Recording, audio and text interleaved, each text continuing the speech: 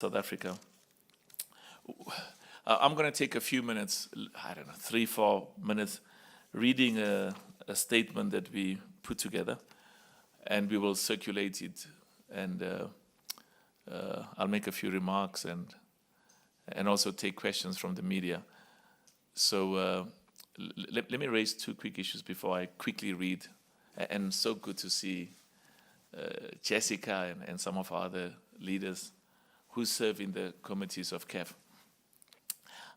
These are indeed proud moments and a proud period for football on the African continent,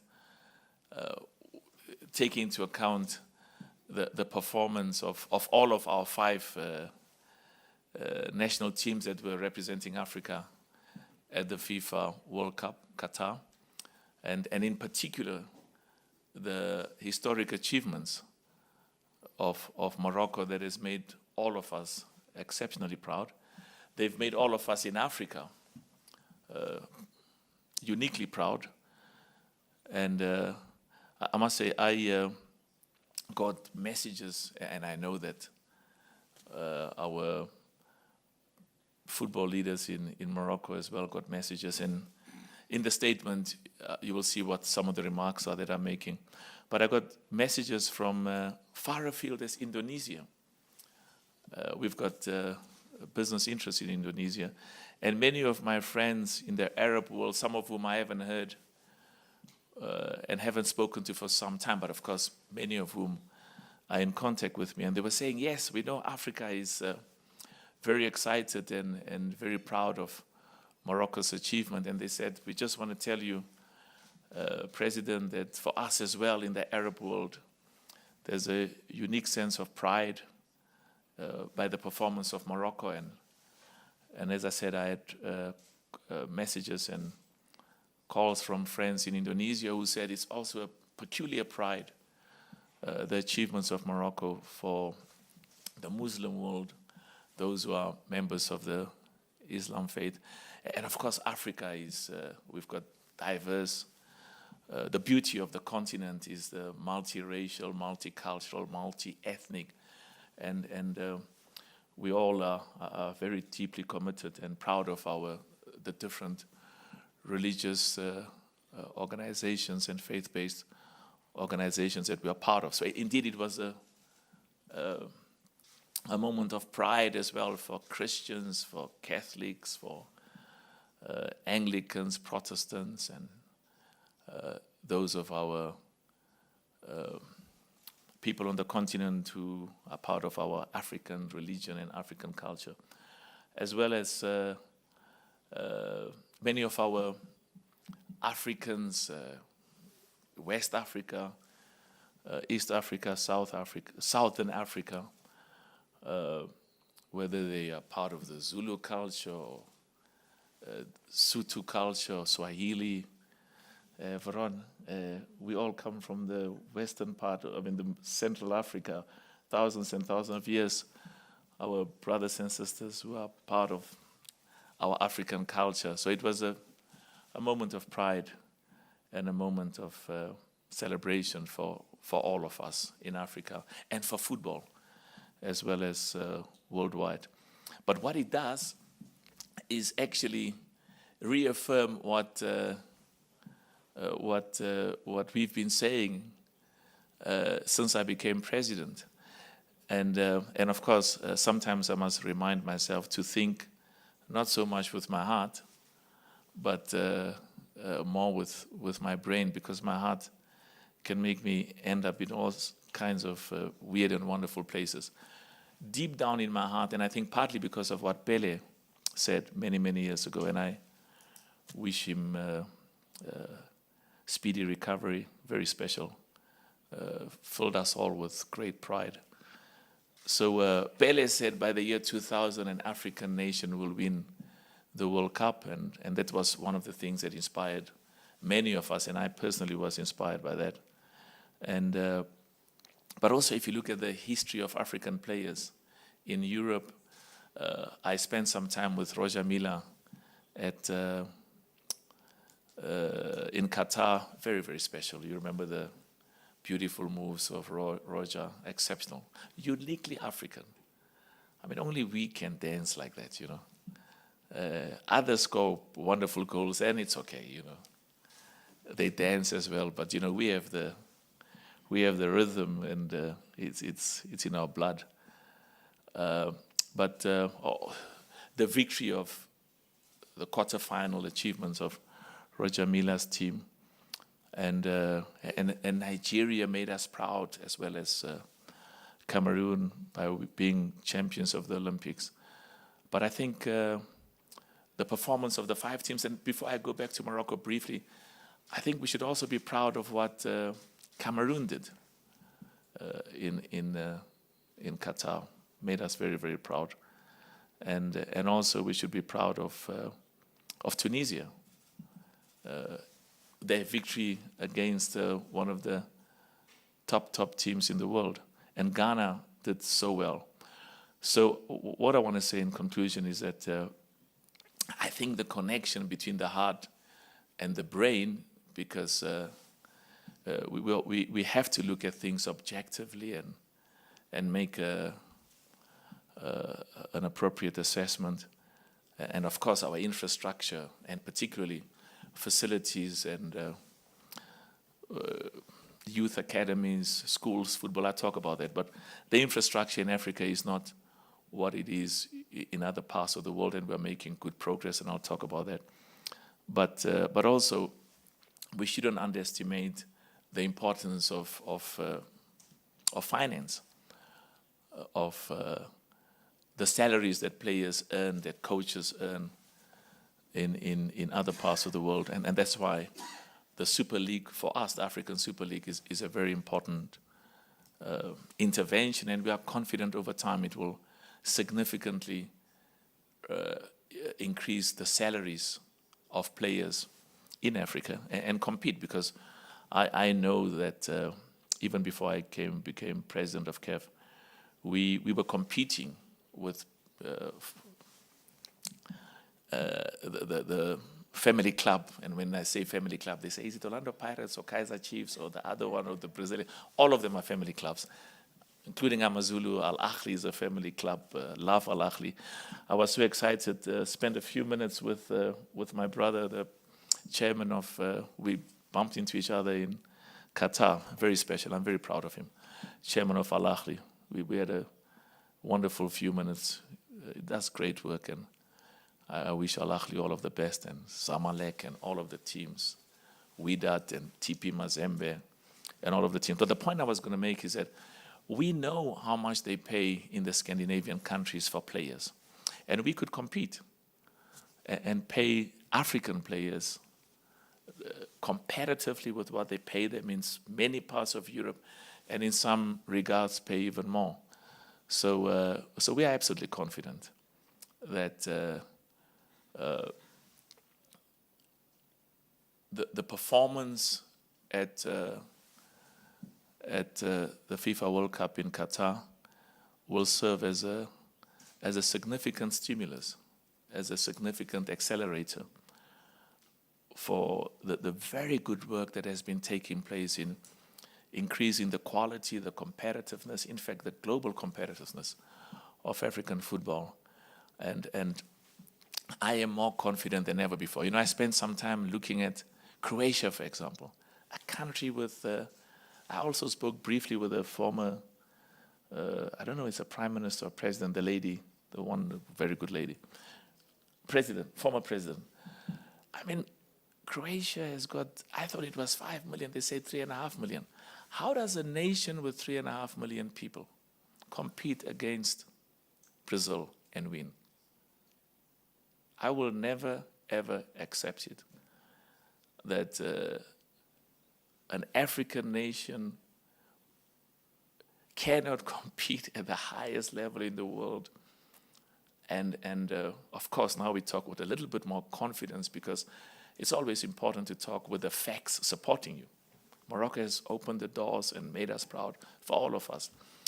And I'm confident that at the next World Cup, an African nation will go further. And immediately off the top of my head, udokotela jabula ukubona bathi siyakhokha eCAF siyazama yebo ke asifuni ukuthi abantu basebenze singabakhokhi kahle ngibonga kakhulu very proud of the good work you did and all of the other Africans and of course the African referees and our female referees and assistants and there's a lot of good work that's been done. But I just want to conclude by saying that I absolutely have no doubt in my mind that when we were walking around and many of the people in the media said, President, I mean, do you really mean that an African nation can win the World Cup? And as I said, what gave me inspiration is not what Pele said, but how Croatia performed in Russia. And if you look at the talent on the African continent, there's, in my mind, there's approximately 10 nations in Africa now that can compete at the highest level in the world and win. 10 nations. And it may be 15.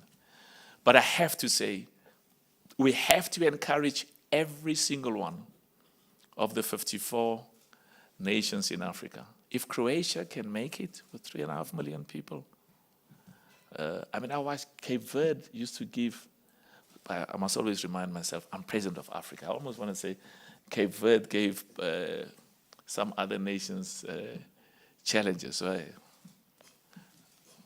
you know, we are the beauty of the people of this continent and what we can achieve together when we work together, when we unite. And of course, football for us is at the heart of it. We love football immensely. And of course, you will see in the statement, we also use football to bring people together. People from different racial backgrounds, different races, people from different ethnic groups. I was so excited when I was in Nigeria and they were saying to me, you know, when the Super Eagles plays, there is no northerners and there is no southerners. And I said, explain to me, what are northerners and what are southerners? And they gave me an explanation, but the bottom line is the incredible love that every Nigerian feels when the Super Eagle plays, the passion, the pride, the commitment, the patriotism. When they play, everybody is Nigerian. And of course, for us on the African continent, when every African nation plays at the global sphere, we are all Nigerians, we are all Cameroonians, we are all Algerians, we are all Moroccans, we are all Egyptians, we are all South Africans, Danny. We are all Ghanaians, Tunisians. So I want to conclude before I quickly read the statement and take questions and emphasize that the future for African football is extremely bright. And part of my job is to lay a solid foundation. You know, you don't judge a leader exclusively by what he does. You judge a leader by what the continuity and the success and progress when he's not there. So you've got a good leader and he does well, and all leaders, you have to know when to come in, and you also have to know when to go.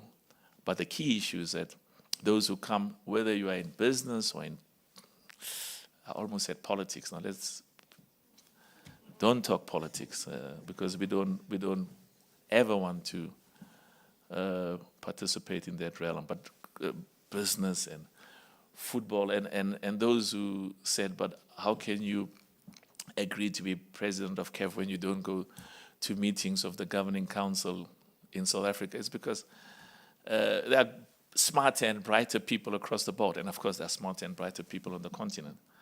But the key issue is to focus on the positive, to focus on the things that brings us together, to focus on the things that unites us.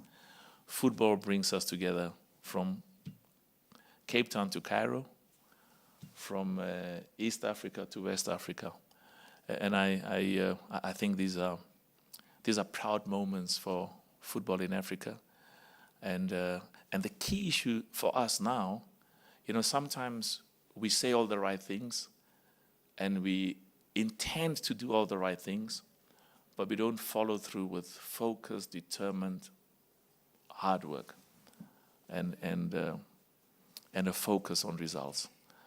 So I'm confident that at the next World Cup, our aim is to, with Morocco has made all of us proud, and all of the other 4 made us proud, is to go further. And the main objective is indeed an African nation will indeed win the World Cup. We have to believe. We have to believe. We've done great things in our lives which at times seem very difficult. And we have to encourage every young boy and girl, because it's not just the men that we want to win the World Cup. We also want the women. The women can also win the World Cup. So every young boy and every young girl, 6-year-old, 7-year-old that plays football, 8-year-old, 10-year-old, we've got to encourage them and tell them, we enjoy football, love football, but you know what? You have the capacity to play at the highest level. Your football club, your nation, has the capacity to play at the highest level in the world and compete and win. Okay, now I'm going to read quickly this brief statement that we put together. And what I'm going to do is, I wanted to distribute it, and they said, no, but if you distribute it, it'll interfere. So I'll read quickly. And then whilst I'm taking questions, we will distribute it. It's a 2-pager. And they said I must write it down, because sometimes in the joy of being together, there are things that I either forget to say or don't say at all. Okay, so the heading is, they're quoting me saying our objective of an African nation winning the FIFA World Cup is alive and within reach. Definitely within reach. And then the CAF stated today that Africa is inspired by the performances of the African teams, African nations that participated in the FIFA World Cup in Qatar, as I've said previously. And CAF is particularly excited by the historic victories of Morocco and its qualifications for the semi-finals of the FIFA World Cup Qatar, as well as the impressive performances of Senegal, Cameroon, Tunisia, and Ghana. And then they quote me in the statement saying that the 54 African countries who are members of CAF are extremely proud and inspired by the victories and successes of the 5 African nations that represented CAF at the FIFA World Cup. We are particularly proud of Morocco's historic qualifications to the semi-final. It's the first time in the history of the FIFA World Cup that an African nation has gone to the semi-finals. And I would personally like to express my deep gratitude to the players. They call them Les Lions de l'Atlas. The technical team, I was told that the coach of the technical team was the coach of Wydad a few months before. Yes, he won the Champions League. Wonderful. He won the Champions League with Wydad. Yes. It's incredible. So he went from there. And what makes me proud is he's one of our own from the continent. And what he does is to give not just hope, but inspiration to every single coach in Africa, technical advisor, people who are trainer, that we can compete on the African continent at the highest level and succeed. I also want to thank my brother Fauzi Lekja. Really has provided inspirational leadership. And also the Federation Royale Moroccan de Football, the Morocco Football Federation. We would also like to thank, and I do so on behalf of the 54 African nations that are members of CAF, to thank the people of Morocco and to thank His Majesty King Mohammed the 6th. May God assist him for the support and the encouragement and the success and what I said earlier, for the huge sense of pride that the success of Morocco has created for African football. CAF I'd also like to thank Gianni Infantino, the president of FIFA and FIFA, and Gianni in particular, as well as the Emir of Qatar, His Highness Sheikh Tamim bin Hamad Al Thani. They said they saw me dancing in Qatar.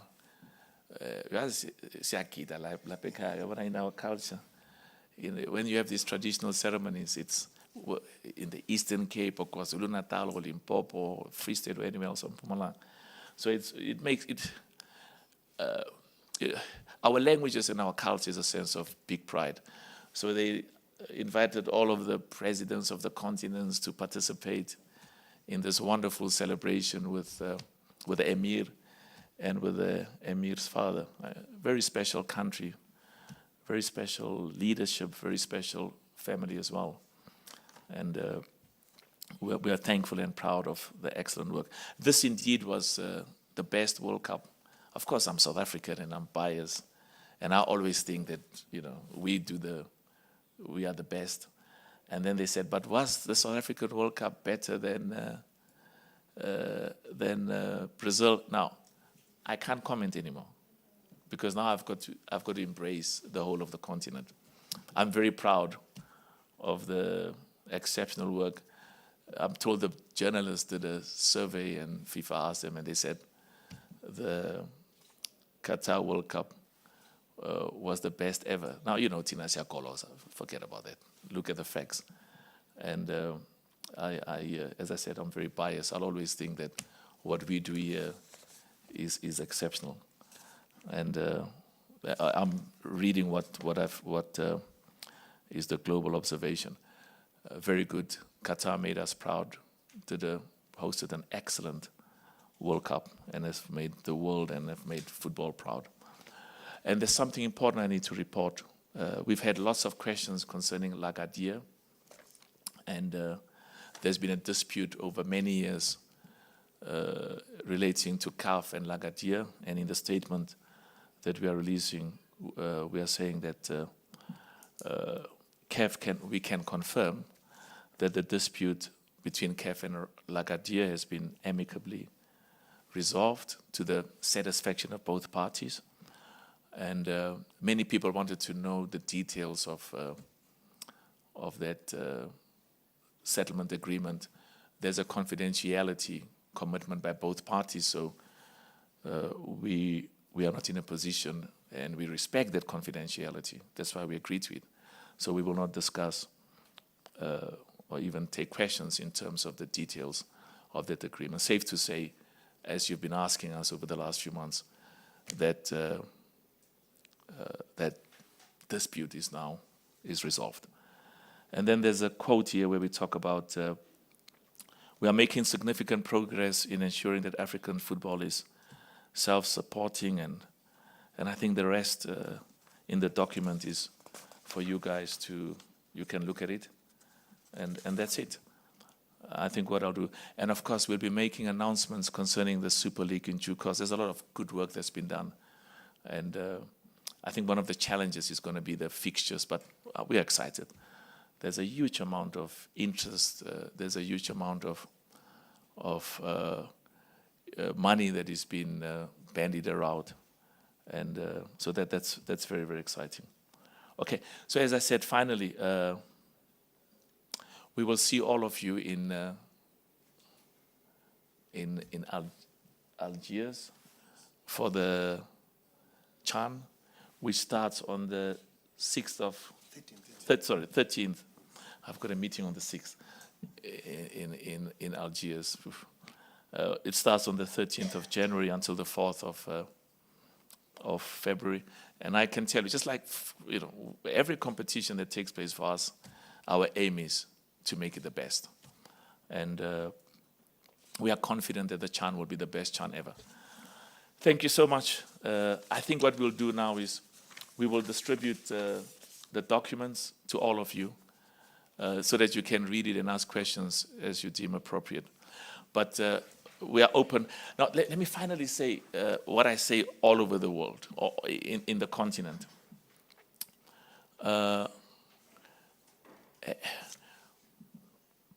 The success of CAF depends on the success of football in every nation. You cannot talk about a CAF that is doing very well and the quality and the growth and the success of football in any one of the 54 countries is not what we should be. So the focus on us is to make sure that we work together with the football leadership. Our job is to support. We are here to support every one of the leadership in Africa and in the 54 countries.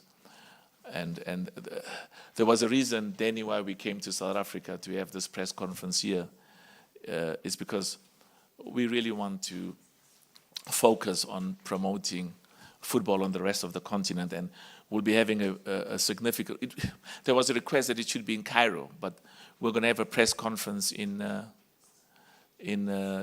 early January in Algiers, so that'll take care of North Africa. And we are working.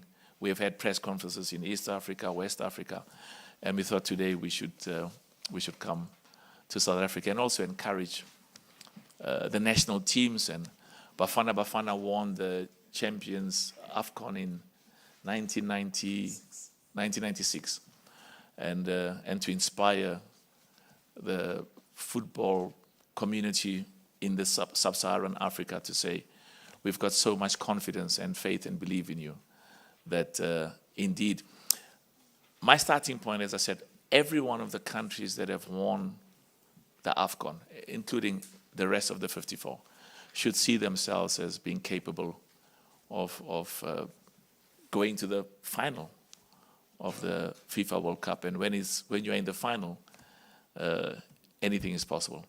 Thank you so much. We'll take questions, and I know some of you have asked for private interviews. Afterwards, we'll do that. And we'll go through Lukolo, take questions, and we'll write down the questions that you have and respond to them accordingly. Thank you very much, President. And once again, you said in Rabat, when you took over the seat, that African football will never be the same again. And for the first time, we had a team going to the semifinals of the FIFA World Cup and many other achievements of CAF. And I'll take questions from members of the media because this is a hybrid question. We will take from here, and then afterwards we will alternate between here on site and also I already see a couple of hands that are raised virtually. So maybe I'll just take one question first here on site, and then I go to our colleagues in the international sure. audience. Are we going to ever go through all of those international questions? We will not go through all of them, President. Yeah, we'll take go to some of them where we can, yeah, yes. I think let's maybe take the So first. maybe to kick off, maybe Tsepo. There's Tsepo there in the middle. Yeah, if you can just introduce yourself and say which... Tsepo, okay, first. Thanks, Mr. President. Tsepo Tobani from ENCA. My question is around the next Women's World Cup in July. Any maybe plans from the Federation to assist our nations, CAF nations that are going to the World Cup? Thank you. Yeah, I answer the easy ones. The difficult ones I give to Veron, and the very difficult ones I give to... if there's a question on electricity, I'll give it to load shedding. We must, load shedding must totally be something of the past. It's really the negative impact on our economy and business. But anyway, we talk about football now. Okay, so you took that question, Ron? Yeah. Okay. And Jessica will answer some questions, and Danny will also answer questions. Remember, Danny is my advisor, he has to answer questions as well. And I see Danny, your right-hand man, said he'll also answer questions. Okay, yes, any other questions? I'll take the next question now. Yeah. I'll go to, let me just come this side maybe. Okay, maybe you go in the middle there. Yeah? Makomanis. And then I come to Makomanis. Asifuni agenda yamba. Hello, thank you very much for your presentation. I'm Ilyas. So I can all of you have got the press statement there? Yes. And I think, Veron, they must put it on our website as well, eh? Immediately. Immediately now, because we've just give instructions to put it on our website so it's available to everybody. Sorry, yeah. I'm Ilyas Khalaf Ilyas, yes, from the Moroccan news agency based in Johannesburg. That's great. So my question is about of course, the performance of the Moroccan team in Qatar. So I just want to know how the African countries can capitalize on these feat to go forward and to maybe one day win the World Cup. Sure, thank you. Inshallah. Very good question. Yeah. Next one. Okay, I'll take the next question on site, and then Velile, and then we'll go that side. And maybe we'll take the fourth one, and then afterwards we go virtually. Okay. Thank you, President. No, I was just saying that I'm wearing the cap to salute the National Organizing Committee in Algeria for choosing a stadium named Abdallah Diba to open the Chan and also close the Chan. So I hope you'll be there. I hope you'll make it possible. Yes, President. I would love to be there. And yes, and this is happening at a time when you are sitting in that seat. Maybe you can also just reflect on that. But I just wanted to speak about this performance of our teams, particularly Morocco. And President, you will also understand that this comes after years of investment Moroccan football has done on their local projects, and something that most African countries are not able to do due to some socio-economic issues in some countries. But the investment of Morocco, especially in footballing projects, which then now brings you as a CAF. There's been complaints about your technical division at CAF, that it's not strong enough, and especially in driving a good agenda at development level. How do you plan to solve this? Especially in most African countries, and also if you can just give us details on the CAF Super League, because there's been a lot of complaints even about some of the clubs that are targeted to play there, that there's no details, and now I think now it's almost 8 months into the tournament. If you can just give us more details, because we hear a reduction from 24 teams to 8 teams. Yeah. Very good question. Let me start with that one, and then I'll go to the very important question you raised, as well as the very important question. I mean, there's been extensive discussions on the Super League with various constituencies, and some prefer to be confidential, and we respect that. The problem we have is there are just too many clubs that are anxious. Let me give you an example. Day one, when you participate in the Super League, you get $2 million just by being a member of the Super League. The $2 million is to allow you to hopefully buy players as well, because we want it to be the best of the best. So $2 million, if you take an exchange rate, I don't know, it's way above 35 million rands. So that is 2 million to buy players, but also to help with transport, because there's a big challenge of traveling. I mean, I know we've been participating in Africa for the last, I don't know, 15, 20 years.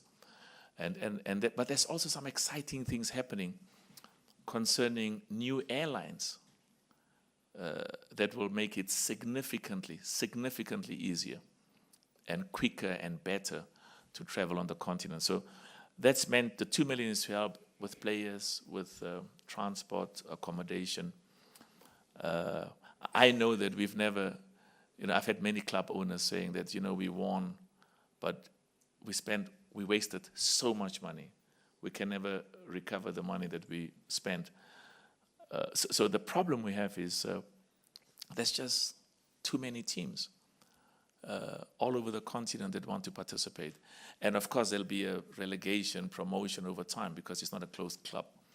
But very good progress, and there's discussions taking place. And of course, we live in Africa. So many things are politicized and worldwide. So we find our way around that as well. But I'm very excited about that. The other issue is Morocco.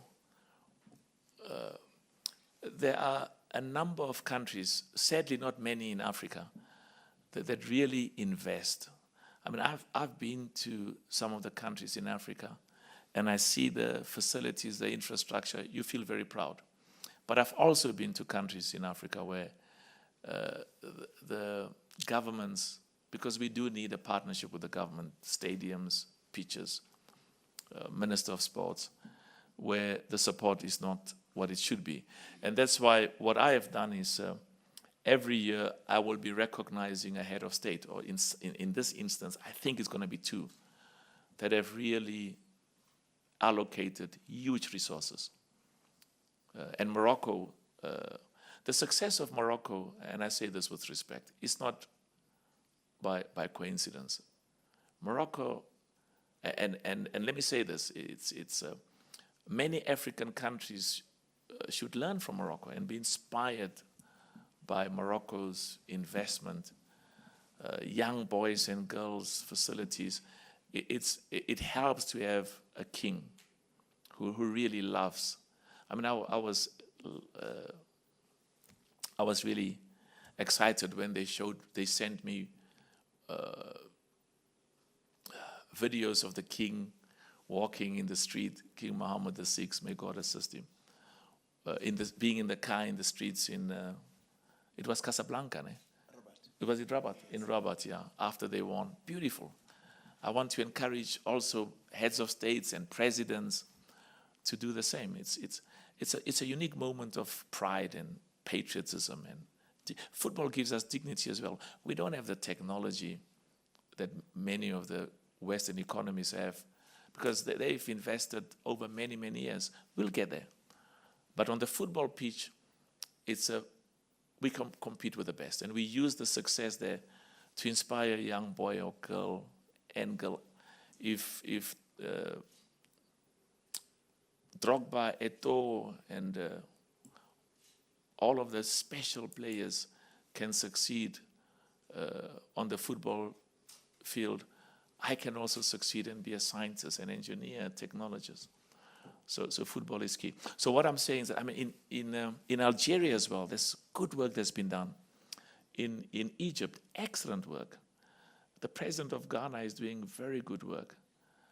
Senegal, President Macky Sall, whenever, of course there are issues where we talk, which has got nothing to do with football, but with the duty that all of us have to get investment, create jobs, improve people's living conditions, and football has an important role to play there as well, but even outside football, to create jobs for our people and improve their living conditions. So sometimes I talk to heads of state, and we request them help in football, and many of them tell me the good work that they are doing to support football. So the Morocco example, I'm confident that Morocco will continue to do well, Egypt will continue to do well, Cameroon will do well, and the key issue for all of us in Africa, Denny, including our government in South Africa, must support and allocate much, much more resources to football. You want to answer that question quickly? Yes, President, I would just add what the gentleman said previously, how to capitalize on the performance of our team. Of course, we'll take benefits of this to have we're planning to have during the FIFA World Cup competition in Morocco, to organize the gathering with the coaches, the 5 coaches of the team we represented the continent, and the rest 49 coaches, to discuss the challenges of the 5 coaches encountered and how they bring their team to this level. So This is one of the ways to capitalize. our Just quickly, performance. on what is, Arsene Wenger is doing incredible work. We circulated a document to the 54 nations, excellent document, which represents a study, assessment, and an evaluation of football in every country. But, we should get coaches to coach the coaches. And I can tell you, schools football, I mean, we donated $10 million from the Motsepe Foundation for schools football in Africa. We've got an excellent partnership. I mean, Safa and Danny and them are doing an excellent job with the Department of Education in relation to schools football. I spent quite some time working with Johan Cruyff, and he said to me, focus on schools football if you look at the most successful. And that's why South Africa has been champions of the Rugby World Cup 3 times, because our schools rugby is world class. Next questions, we're going to go quicker now. I think, President, with your permission, if we can go virtually to the let's go. hybrid one. Sorry, JS, you wanted to say something? Sorry, press the If button. you can. Press the button. The first question regarding how can assist the women, the women's. Yeah, as you know, we did with the men. What we did with the men, we postponed the CAF window. It was in September, in order to allow them to use it as to play the friendly matches. In July, I think CAF executive will have a meeting in Nigeria. We'll propose some ways how to assist them, of course. As you know, they are playing the playoff, some of team in February. And then, So, Jessica, you want to say something?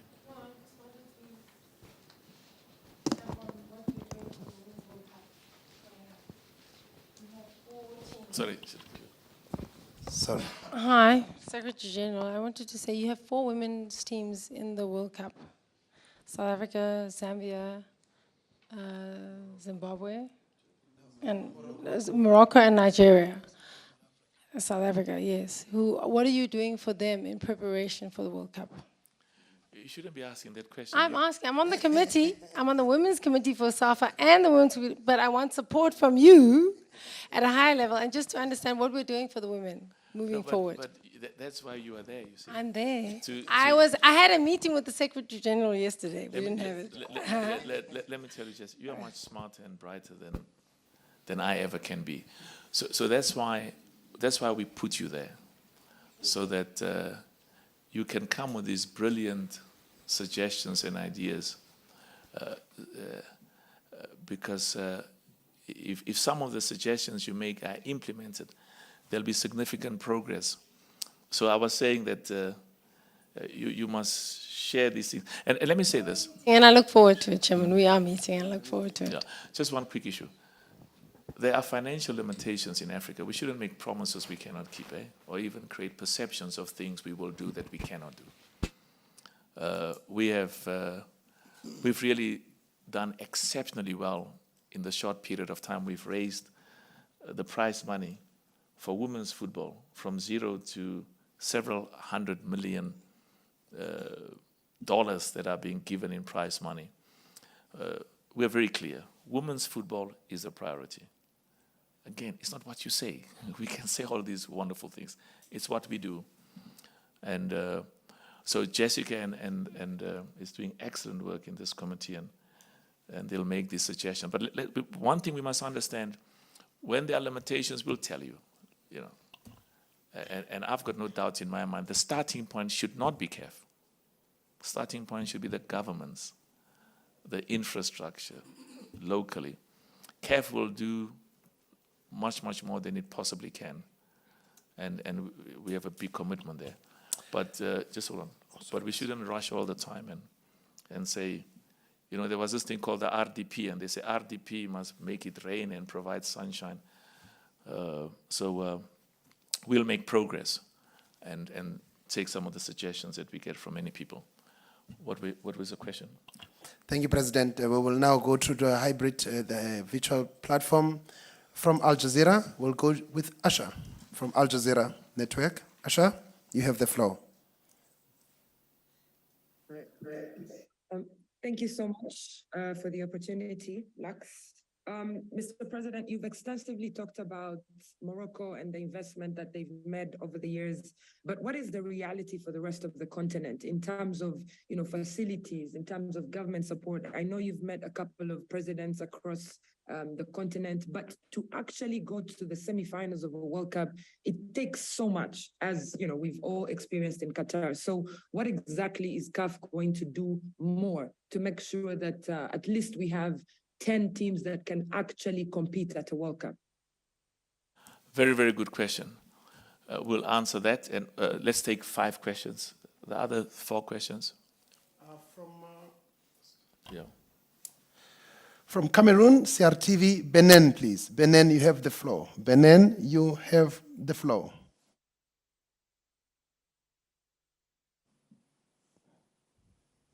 Beautiful country. So if you can unmute Benin, Benin, you have the floor from Cameroon, please. Okay, we'll go back to him. Let's take the next one. From BBC, Piers Edwards. Piers Edwards. So if you can just allow me to unmute from the back, that would be great. If you can allow me to unmute at the back. Piers Edwards from BBC. Piers Edwards from BBC, please. Hi, Lux. Hi, Dr. Motsepe, and hello, everyone. 2 questions for you. The first of which is, in light of the recent success of the World Cup in Qatar, do you know of any further developments re a possible African bid to host the World Cup, perhaps in 2030 onwards? And then, now that the Lagardère case has been amicably resolved, can you please explain whether the deal with beIN Sports, which was arranged with CAF to the tune of an excess of $400 million, is still ongoing with CAF separately to the Lagardère deal, or is it completely dead? Yeah. Let me take the easy one. Anything to do with Lagardère, as I said, Lagardère, we are under legal obligation. We cannot discuss that. And we respect the obligations we have. So I know you will allow us not to deal with that. And then you talk about, is there a bid to host the World Cup again from Africa? I think we'll respond to that as part of responding to all the other questions. Can we take some more questions? Thank you. From Morocco, Massad Said, please. Massad Said, you have the floor. You can ask the question. Please remember, you can also ask in Arabic or in English. It doesn't matter. Will you translate Arabic? We have an online translation. We have a French translator here. Oh, so good. in French, please, Syed Mohammed, please.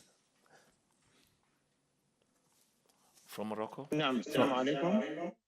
Assalamu alaikum. أطرح سؤالي أنا حسب الكريم محمد سعيد.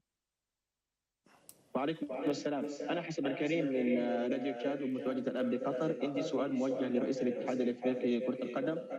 تحدثت حول جاهزية الدول الإفريقية للمشاركة في البطولات العالمية. فالآن في إفريقيا نعاني من قلة الملاعب، نعاني من عدم وجود دوريات مستمرة. فهل من خطة وضعتموها للتعامل مع هذا الوضع في المستقبل القريب من أجل تطوير الكرة الإفريقية؟ شكرا. Shukran. Where's it? Mashati, are you going to translate? So let them translate it now. Who's doing the translation? Only French here, President. They're just doing the online now in French. We'll just come back to the Or they'll do a translation. Okay, thanks. From Cameroon, please. Benin, from Cameroon, please. Benin, you have the floor. Benin, you have the floor from Cameroon. You can ask in French. We have a translation here in French. Benin. I'm going to ask my question in English. Mr. President, thank you very Which is much fine. for this opportunity. Thank you very much for this opportunity. When we look at the successes of the other countries during the World Cup, we noticed that each of these countries have well-developed youth football. They start from the under 14, under 16, 17, 18, right up to 20 and under 23. In your preliminary speech, you talked about, youth academy. May I find out what CAF has in store for the development of youth football in the continent, which I think is going to contribute greatly for the success for an African nation to leave the World Cup in future? Thank you very much. Very, very good question, eh? Very good question. Next. Take 2 more offline. I will go to the DRC, Democratic Republic of Congo. Francine from the DRC, please. Francine, you have the question. Oui, merci beaucoup. Ma question s'adresse au docteur Patrice Motsepe, président de la CAF. Monsieur le Président, tout à l'heure, vous avez dit que les gouvernements dans différents pays, les gouvernements devraient investir dans le football, mais la volonté de bien faire dans les fiefs des dirigeants des différentes fédérations reste aussi un problème. Comment la CAF compte y remédier? Parce que là, je prends le cas de mon pays, la RDC.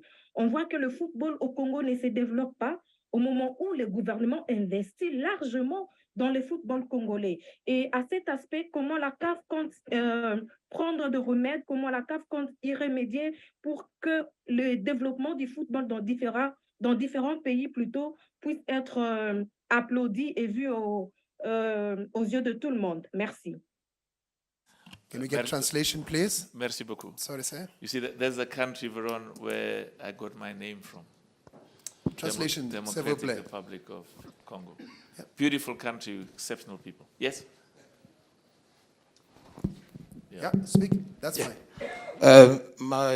Thank you very much. My question is addressed to Dr. Patrice Motsepe, President of CAF. You mentioned earlier that it's imperative that governments in the various African countries invest in football to promote development. Now, the issue is sometimes the will is lacking, and I'm actually wondering what CAF plans to do to actually promote that will. I would give you the case of my country, the DRC. The government does invest in football, but it seems to stagnate. We do not see the returns of that investment. We do not see how football progresses despite that investment. So I'd like to know what CAF plans to do to unlock such a stagnation when it actually occurs in the various African countries. Very, very good question. Are we taking the last one? We can take the last one. We go to Egypt. Ahmed Fami. Ahmed Fami, you have the floor. Ahmed Fami. Ahmed Fami from Benin, you've got the floor, please. From yourself, that would be great. Ahmed Fami from Egypt, you have the floor. Tell him I also like Zamalek. Okay, we move on from Ahmed Fami. Maybe the last one will go to Nigeria, to Buma from Info FM in Nigeria. You have the floor. Bunmi from Nigeria in Abuja. Thank you very much for this privilege, Mr. President, and it's a privilege. I just one quick question. 6 years. I've not done a CAF course, to grade them and, help them progress. And they have been agitating for this aware and what CAF is doing to ensure that, coaches across Africa, can grow as much as their European counterparts. Because, without this grading, they don't get jobs. They just are at the lowest level and they don't have enough money. So, and the development of youth football is retarded. Thank you very much. Very good questions. Let me raise 3 issues quickly, and then Veron will take the others. There's a lot of urgent work that has to be done. One of the reasons, I think I've most probably visited 35 to 40 countries over the last 2 years.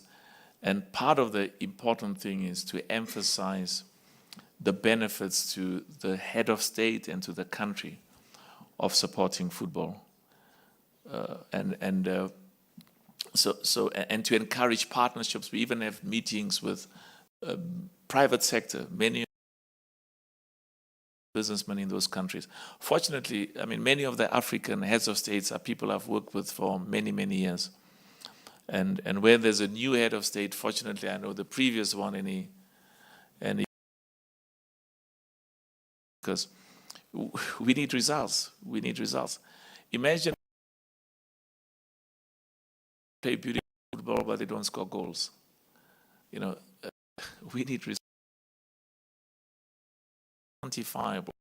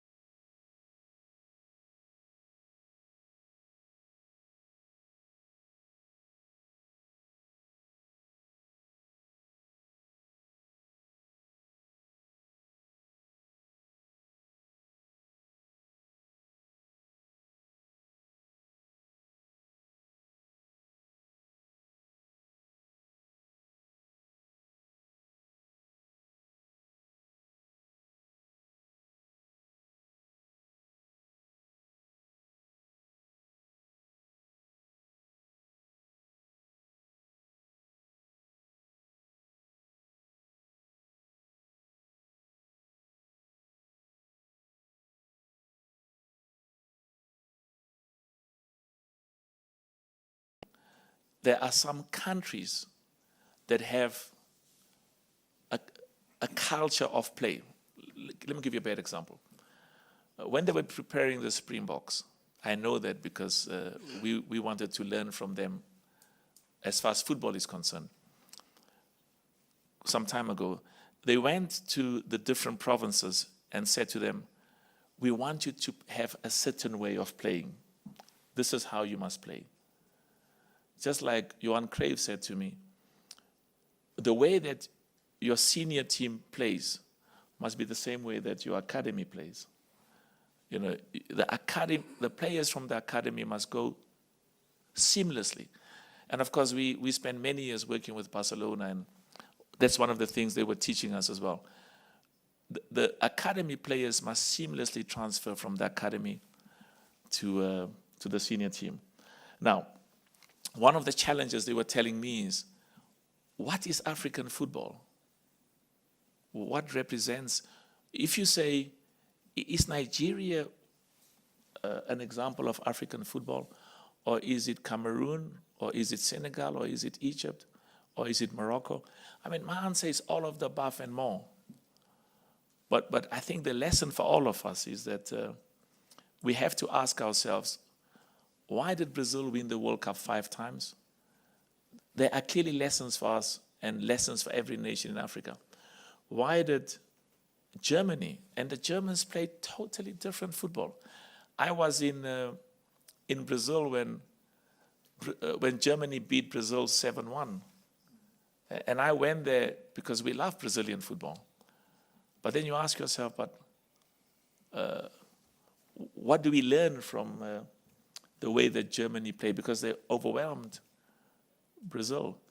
So I think, you know, they said that African football is at the stage where we've got to invest and encourage, focus on the youth, invest in the coaches, schools football, and let these 1,000 flowers bloom. And it's a period of creativity, of innovation. We should step aside from straitjacketing and saying, this is what African football should look like. Because there's nothing that's sterile. Every football nation, in everything in life, you have to improve. It's got to change. You've got to innovate. You've got to be creative. Are we finished now? President, we just have 2 more questions and then we can finalize. Online, we yeah. just go online too because we are left with only 7 minutes on the feed. From Accra, Aishatu. Aishatu from Accra. Aishatu. What? Aishatu from Ghana. Please, you have the floor.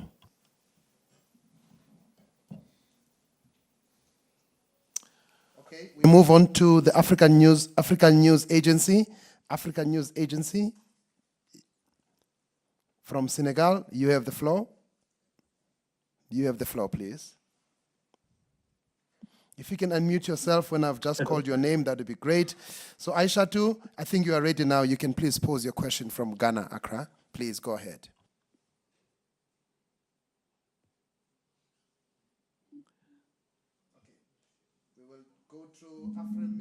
We'll go through Afromedia. Afromedia, please take your question, please. Hello. Good morning to all of you. It's afternoon, Can but you we'll hear me? accept Good morning. morning. Yes, thank you. Proceed. Okay, thank you for giving me the floor. I'm honored. We are all proud of the Moroccans' performance of the 2022 World Cup, showing the growing quality of the African football.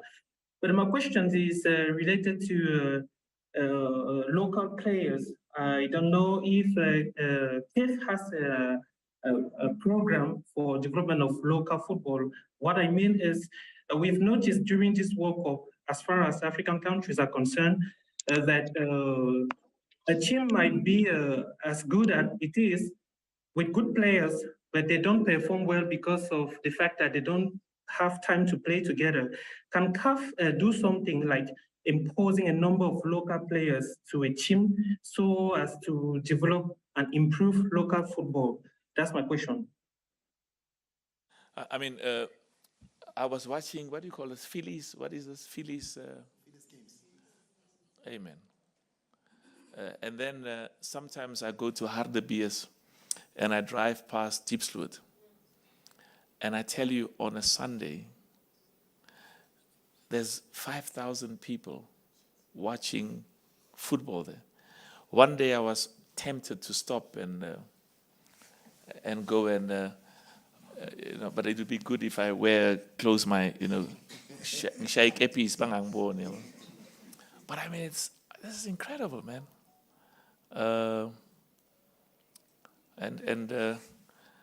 It's so there's a lot of informal soccer, as they say in America, and football at local levels that's taking place and growing immensely and being very successful. And I think we should try and encourage those. And I mean, Phillies is beautiful. If we could have many such others throughout the country, and it's local football, and I think that's where they discover some of the best talent. But what was his question again specifically? And again, to limit the number of the foreign players. But just one quick issue. A few months after I became president of CAF, I was told we should cancel CHAN. Cancel CHAN. Because CHAN doesn't make money, we lose money. And then I had a meeting with all of the presidents of CAF, and they said, we beg you. And why I'm mentioning this is because it answers the specific question. Who's the person who asked the question? From Africa, yeah. Yeah. And they said, we beg you, please, CHAN is the window for the world of the best African players on the continent. And I remembered when they told me, because I remember many years ago, we bought 4 players that we saw. One of them we saw when you were hosting, Denny, when you were hosting CHAN after the World Cup. And so we are clear that we are going to use CHAN. But what you have to do is make it more competitive. More resources, increase the prize money, make it more competitive, more TV coverage, better stadiums, more excitement. And I know because I was told in Qatar that some of the scouts I've got 2 friends who own 2 of the largest clubs in the world. And one of them said their scouts will be in Algiers. So I said, in Algiers? He said they'll be in Algiers in June. And I said, what are you going to do in Algiers in June? And then he came back, he said, no, sorry. We are going to be in Algiers in January. Because they are going to be there to look at, because the next Drogba, the next Sadio Mane, the next JJ Okocha is there. So we have to use, and of course the AFCON for us must be the best of the best. We had an abnormal viewership from Brazil. They wanted to watch Mo Salah playing against Sadio Mane in Cameroon. Abnormal. We had 118 countries watching the AFCON, 54 countries in Africa, 180, watching the AFCON in Cameroon. That almost didn't take place just because there was a stubborn president and thank God, an equally stubborn leadership. That, of course, we had to comply with COVID, and so that's so we will. So my answer is very simple. If you look at the Brazilian national team, they can put 3, 4, 5 world-class teams, and I think to some extent, France as well as Argentina, every country in Africa. Danny, you must be able to, every country in Africa. There's my first 11. If they are not there, we are going to have the FIFA World Club Football taking place at the same time towards the end as CHAN. And some of the nations says, it's fine. Both Widad and Raja will be having their top players playing against the best in the world. But Morocco says it's an opportunity for the next layer. We had the same challenge with Egypt. So we will continue with developing the, making sure that domestic African football is world class. You know, and of course, when it's AFCON, we get the best Africans who are in Europe, but we want Chan to be the best that's on the continent. Thank you, President. So maybe just the question on the AFCON 25 bids, and then afterwards we'll get your closing remarks, President, because of the satellite time that we have finished. General Secretary. Answer, can you switch it on, Veron? They want to know, who are you giving the AFCON 2025? Is that correct? Yes. All right. This is my knowledge the first time that CAF asked the 54-member association to show their interest in organizing African Cup of Nations. And we received about 5 applications. Yeah, there were first about 15 that expressed interest, and it went down and down and down. And I think the last number was more like 8. Yeah, and I think, but we'll discuss later. Continue. So this we will send them the file of the organization, means all the requirements. They approve it, they send it back to CAF, and we will send in forthcoming days an independent body to make sure that all the requirements they say they fulfill, that is also in the ground. And then they will draft the report to the international executive, and executive committee will decide to award organization of AFCON 2025. Just on what you said, I mean, in the last year, Veron, about 20 countries said to me, and I'm talking about presidents, we want to host the AFCON. And I said, wonderful, come. But of course, there are certain criteria and certain facilities and infrastructure you've got to comply with. And I mean, some countries have gone public that they want to host, and others haven't gone public but have submitted a host. And so Veron was talking about, and some countries are partnering with others, but there's 5 on the short list that are really putting an aggressive bid on their own. And they say they've got the infrastructure and the facilities, and that's why I said 8. There's another 3 on the short list, but they are doing it in partnership with other countries. So we'll make the right announcement at the right time. Just your closing, closing remarks, President, and afterwards we'll do one-on-one so that we can leave the world feed in a second. Okay, let me just conclude once more by thanking everybody and thanking all of you for being here. Usually I want to keep the press conference as short and as brief as possible, but we deliberately thought let's spend more time than is what is required, and I've been asked to say more things by way of background and information, and that's why we unfortunately took a little bit longer than what we should have. But this is specifically in relation to questions we've received and requests that President be significantly more broader, because sometimes you're too brief and direct. So anyway, I just want to again once more thank all of you. Thank Lutkolo for they call him Lux. Now there's Daf and there's Lux. You know, Lux is the soap. I get a note, they say President Lux wants to see you. I said, Lux? I say Cairo. I go Cairo, Lux Lux and so thank you for the wonderful work. And General Secretary, thank you so much for your excellent leadership and the work of the people. Danny, thanks for hosting us. Thank you so much, my brother. Jessica, thanks for the good work. I'm very proud of you. Jessica has done some exceptional work for me in the past, and she represents, I don't want to say the future, because the future is here. She and many others really make us proud in the wonderful work they do. In South Africa, Angola, various others, and Egypt, Algeria, Morocco, Nigeria, Sudan. I mean, there's some incredible things taking place. I'm happy that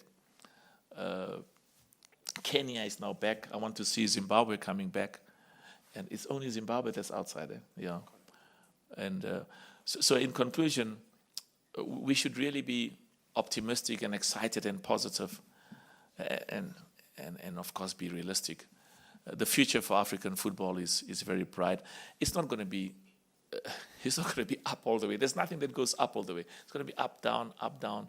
But the trajectory, and there's a significant success over time. And I just want to conclude by saying, even though this is about football and we love football and football is our life, we recognize the fundamental role that football has to play in improving the living conditions of our people, helping with poverty, helping with jobs, and also bringing people together. Sports bring, when I look at you, I don't say, yeah, but you are American or Chinese. When you play for a team, I support. You are my team. And that's why sports for us, football, is bringing black and white together and different racial groups and religious organizations. It's very important. So we're trying to make a humble contribution to a better continent. Thank you so much. We don't usually have as many press conferences as you would like to, but when the opportunities are ready. The office of Ron is available 24 hours, and so is he, Lutkolo. It's bonus time, so he did a good job. It's time to think, how do we increase his bonus? At least my office boss is here next. and just thank you to you. You really make us proud and carry football and make the excitement. Can we clap hands for everybody who's here, please? Yeah. Thank you so much, and see you in due course. Merry Christmas, Happy New Year, see you in the New Year. Thank you. Bye-bye.